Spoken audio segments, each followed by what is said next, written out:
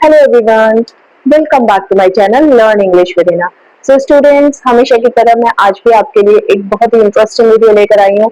और आज के इस वीडियो में हम एक बहुत ही अच्छा टॉपिक डिस्कस करने वाले हैं जो थोड़ा सा ट्रिकी लगता है स्टूडेंट्स को, बट बिलीव मी, हम इस वीडियो में उसके सारे सारे जितने भी उसके रूल्स हैं और जितनी भी उससे रिलेटेड जितनी भी बातें हैं वो सब हम डिस्कस करेंगे, बट बहुत ही मजेदार से वे में। और उसमें बिल्कुल भी ना तो आपको बोरियत होगी इस टॉपिक में और ना ही आपका इंटरेस्ट लूज होगा। एंड आपको मजा आएगा इसको सीखकर, और बहुत ही अच्छा ये वीडियो होने वाला है, बहुत इंटरेस्टिंग रहेगा टॉपिक। सो ज्यादा डिले करते ना करते हुए let's continue with the video. तो आज का मेरा टॉपिक है वॉइस। वॉइस, ठीक है, वॉइस इज द टॉपिक, और उसके फिर टाइप्स होते हैं, active voice and passive voice. तो सबसे पहले क्योंकि आज की वीडियो पार्ट 1 है वॉइस की, थोड़ा सा लेंथी टॉपिक है तो वीडियो एक से ज्यादा होंगी। तो आज की वीडियो में हम बहुत ही बेसिक और इंट्रोडक्टरी बातें डिस्कस करेंगे जो बहुत जरूरी है जानना अगर आप एक्टिव पैसिव के क्वेश्चंस कर रहे हो। ठीक है, ये चीजें यूजुअली बुक्स में नहीं लिखी होती हैं और बहुत बार नहीं भी बताते हैं टीचर्स, बट अगर ये बात आपको पता है तो ये टॉपिक आपके लिए बहुत आसान होने वाला है। नहीं पता है तो फिर बस सोचते रह जाते हैं कि एक्टिव सेंटेंस दिया हुआ है तो उसका पैसिव कैसे करना है। ठीक है, तो चलिए मैं आपको आज बहुत ही अच्छे से बताने वाली हूँ और बहुत ही मजा आने वाला है इस वीडियो में। ठीक है, तो चलिए देखते हैं वॉइस होता क्या है। ठीक है, वॉइस जो होता है वो एक्चुअली, मैंने यहाँ पे बोर्ड पे कुछ बेसिक सी बातें लिखी हुई है इंट्रोडक्टरी, जिनका आप स्क्रीनशॉट ले सकते हो, it would help you a lot. ठीक है, तो वॉइस में हम दो चीजों के बारे में बात करते हैं। ठीक है, एक तो होगा कि सब्जेक्ट ने एक्शन लिया। ठीक है, सब्जेक्ट जो एक्शन करता है यानी कि सब्जेक्ट डूअर है। ठीक है, हम एक्शन के टर्म्स में समझेंगे क्योंकि एक्शन इसमें बहुत इंपॉर्टेंट है। ओके, तो subject is doing the action, एक तो ये बात होती है वॉइस में। दूसरी बात होती है कि subject is receiving the action. ठीक है, तो यहाँ पर मैंने दोनों बातें लिखी हैं। ठीक है, तो दोनों ही बातें हम वॉइस में करते हैं, एक कि subject is doing the action और दूसरा subject is receiving the action. ठीक है, तो बहुत ही अच्छे से क्लियर हो गया है ना। हम सब्जेक्ट के ही टर्म्स में बात करेंगे क्योंकि सब्जेक्ट का बहुत इंपॉर्टेंट रोल है इसमें वॉइस में। और नेक्स्ट कि सब्जेक्ट पे एक्शन का क्या इफेक्ट होता है या कैसे वो अफेक्टेड होता है एक्शन से, ये भी बहुत जरूरी जानना। तो हम सब्जेक्ट और एक्शन को ही ध्यान में रख के बात करेंगे। ठीक है, तो वॉइस क्या होता है? If subject is taking the action और इधर subject is receiving the action. ठीक है, क्लियर हो गया? बहुत ही सिंपल सी डेफिनेशन है, बहुत ही ज्यादा इजी। अब वॉइस हमारे टू टाइप्स के होते हैं, active voice, passive voice.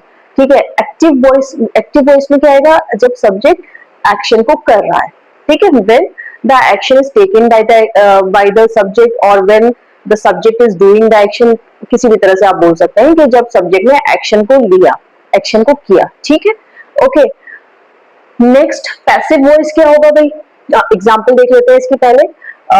Hence lay eggs, बहुत ही सिंपल और छोटी सी एग्जाम्पल है। हैंस ले एग्स, इसमें सब्जेक्ट भी है, ऑब्जेक्ट भी है और एक्शन भी है। ठीक है ना, तो सब्जेक्ट ने जब एक्शन लिया उसको हम एक्टिव वॉइस कहते हैं, जो कि एक नॉर्मल सेंटेंस होता है उसमें इसी तरह से होता है कि अगर आपके पास सब्जेक्ट है, सब्जेक्ट कोई एक्शन ले रहा है तो और उसका इफेक्ट किसी पे जा रहा है।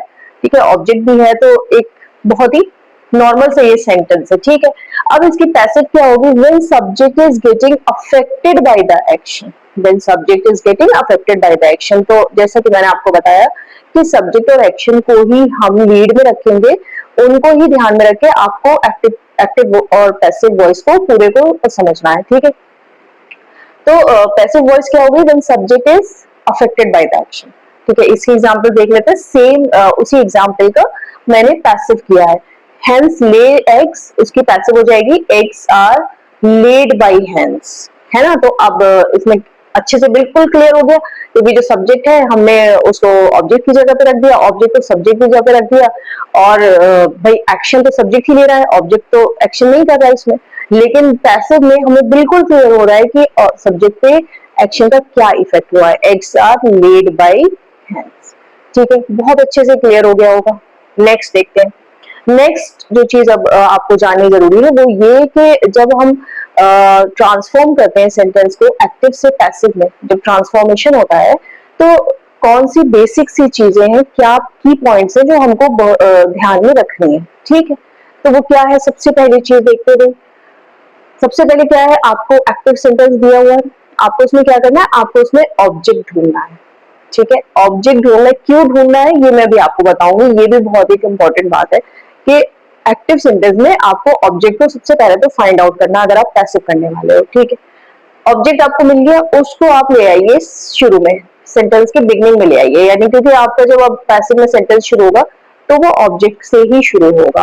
ठीक, क्योंकि हम यहाँ पर पैसिव में क्या करते हैं, हम सब्जेक्ट और ऑब्जेक्ट की प्लेसेस को इंटरचेंज करते हैं, हम सब्जेक्ट को ऑब्जेक्ट या ऑब्जेक्ट को सब्जेक्ट नहीं बनाते हैं, इनफैक्ट उनकी प्लेसेस को इंटरचेंज किया जाता है। जो एक्टिव में सब्जेक्ट जिस जगह पर है वहां पे ऑब्जेक्ट रख दिया जाएगा, और ऑब्जेक्ट जिस जगह पर है वहां पे सब्जेक्ट रख दिया जाएगा, सब्जेक्ट रहेगा सब्जेक्ट की। ठीक है, क्लियर हो गया।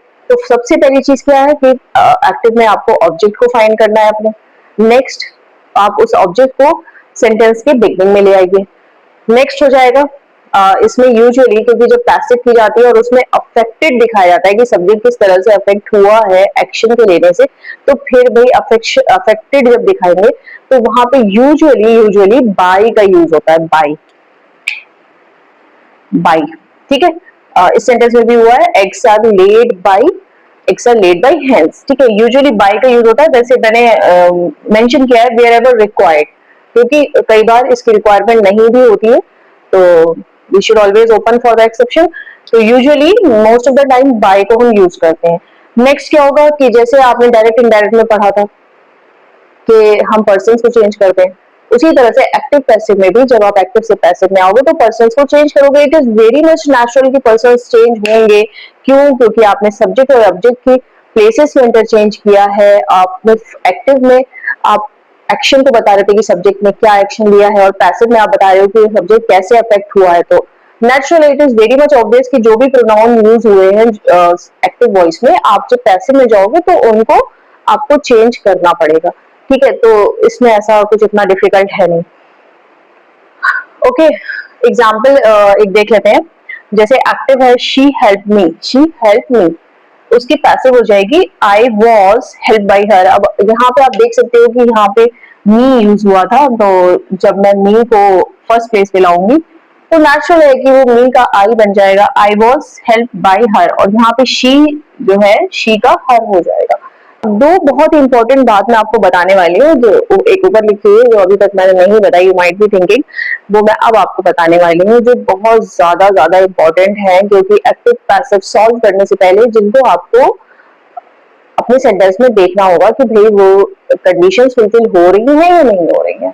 First of all, first thing क्या है, फर्स्ट पहली बात ये है कि जब एक्टिव से आप पैसिव में जाओ, एक्टिव सेंटेंस में आपके पास ट्रांजिटिव वर्ब होना चाहिए। ट्रांजिटिव वर्ब, ट्रांजिटिव और इंट्रांजिटिव दो दो वर्ब्स होते हैं। ठीक है, अभी हम उसकी डिटेल में नहीं जाएंगे, I will make another video for that. तो ट्रांजिटिव वर्ब मैं आपको बस इतना बता देती हूँ कि शॉर्ट में कि क्या होगा। ट्रांजिटिव वर्ब वो होता है जिसके पास डायरेक्ट ऑब्जेक्ट हो। ठीक है, ट्रांजिटिव वर्ब वो वर्ब है जिसके पास डायरेक्ट ऑब्जेक्ट हो। अब क्वेश्चन, डायरेक्ट ऑब्जेक्ट भी थोड़ा मैं आपको डिस्क्राइब कर देती हूँ। डायरेक्ट ऑब्जेक्ट क्या है भाई? डायरेक्ट ऑब्जेक्ट वो होगा, डायरेक्ट ऑब्जेक्ट और इनडायरेक्ट ऑब्जेक्ट ये दोनों ही आपने सुन रखे। डायरेक्ट ऑब्जेक्ट वो ऑब्जेक्ट है कि जब सब्जेक्ट कोई एक्शन लेगा तो उसका लिया हुआ एक्शन जो है उसका इफेक्ट जब पास ऑन होगा किसी दूसरी चीज पे, जिस चीज पे पास ऑन होगा उसका इफेक्ट, उसी को हम डायरेक्ट ऑब्जेक्ट बोलते हैं। एग्जाम्पल को एक बार फिर से पढ़ते हैं। हेंस ले एग्स, हेंस ले, हैंस क्या एक्शन ले रही है, ले कर रही है वो। ठीक है, और किस क्या ले कर रही है वो, एक्स पे ले कर रही है। तो यानी हैंस का जो एक्शन है वो किस पे पास ऑन हुआ है, वो एक्स पे पास ऑन हुआ है। तो एक्स क्या होगा? Direct object. और कभी भी आपको डायरेक्ट ऑब्जेक्ट को अगर आइडेंटिफाई करना हो तो ये वाला मेथड यूज बिल्कुल मत करिएगा कि जो वर्ब के साथ ऑब्जेक्ट लगा हुआ है वो डायरेक्ट ऑब्जेक्ट है, ऐसा जरूरी नहीं है। ठीक है, आपको ये देखना है कि सब्जेक्ट का लिया हुआ एक्शन अगर वो पास ऑन हो रहा है किसी चीज पर, जिस चीज पे वो पास ऑन हो रहा है वही डायरेक्ट ऑब्जेक्ट होता है। तो आपको ये चेक करना होगा एक्शन का इफेक्ट, कि एक्शन का इफेक्ट किधर जा रहा है। ठीक है, तो ये तो हो गया डायरेक्ट ऑब्जेक्ट। और मैंने क्या बताया आपको कि एक्टिव सेंटेंस में अगर आपके पास ट्रांजिटिव वर्ब है, दैट मीन्स कि उस सेंटेंस में डायरेक्ट ऑब्जेक्ट है, उस वर्ब के पास डायरेक्ट ऑब्जेक्ट है। यहाँ पे ले के पास डायरेक्ट ऑब्जेक्ट है एग्स, ठीक है, अगर है तभी आप उस पर कोशिश करिए उसको पैसिव करने की। अदरवाइज अगर ट्रांजिटिव वर्ब नहीं है तो फिर उस सेंटेंस की पैसिव नहीं हो सकती। तो फर्स्ट थिंग क्या है वो आपको चेक करनी है कि whether there is a presence of transitive verb in the active sentence और नॉट। ठीक है, ट्रांजिटिव वर्ब है तो नेचुरल है कि उसके पास डायरेक्ट ऑब्जेक्ट होगा। ओके, ये क्लियर हो गया। नेक्स्ट जो दूसरा इंपॉर्टेंट पार्ट है वो ये कि एक्टिव सेंटेंस को जब हम पैसिव करते हैं, ठीक है, जरूरी नहीं कि एक्टिव में दो वर्ब हो, बट पैसिव में हमेशा टू वर्ब्स होंगे। एक्टिव में टू वर्ब्स हो ये जरूरी नहीं है। जैसे इसी एग्जांपल को दोबारा देखिए, हेंस ले एग्स, इसमें एक ही वर्ब है ना, टू वर्ब्स तो है नहीं, किसी में हो भी सकता है लेकिन ये जरूरी नहीं है। बट पैसिव में ऑलवेज आपके पास टू वर्ब होंगे, ठीक है, पैसिव में हमेशा टू वर्ब होगा। देखिए आप उसी की पैसिव देख लीजिए, उसी सेंटेंस की, eggs are laid by hens, eggs are laid by hens, है ना, जो ले था उसका तो आपने लेड कर दिया, राइट, जो पहले यूज हुआ था। नेक्स्ट जो दूसरा वर्ब आपने यूज किया है पैसिव बनाने के लिए वो आपने यूज किया है are, that means be verb, be verb. अगर जब आप सेंटेंस किसी एक्टिव सेंटेंस की पैसिव करोगे तो उसमें बी वर्ब डेफिनेटली यूज होगा, ठीक है, बी वर्ब जरूर यूज होगा। यहाँ पे इस एग्जांपल में देखिए, शी हेल्प मी, यहाँ पे कोई बी वर्ब यूज नहीं हुआ इस एक्टिव सेंटेंस में, बट जब मैं उसकी पैसिव कर रही हूँ आई वॉज हेल्प बाई हर, तो यहाँ पर मैंने बी वर्ब को यूज किया है, ठीक है, बी वर्ब को यूज होगा। दैट मीन्स कि पैसिव में बी वर्ब्स का यूसेज मैंडेटरी है, ठीक है, ये बात समझ में आ गई। ओके, और जरूरी नहीं कि बी वर्ब आपके एक्टिव में यूज हुआ, ये भी बात समझ में आ गई, ठीक। नेक्स्ट जो और भी एक और बात इंपॉर्टेंट वो ये है, मैंने यहाँ पे बोर्ड पे भी लिखा है कि जो पैसिव सेंटेंस होता है उसमें मेन वर्ब बी वर्ब ही होता है।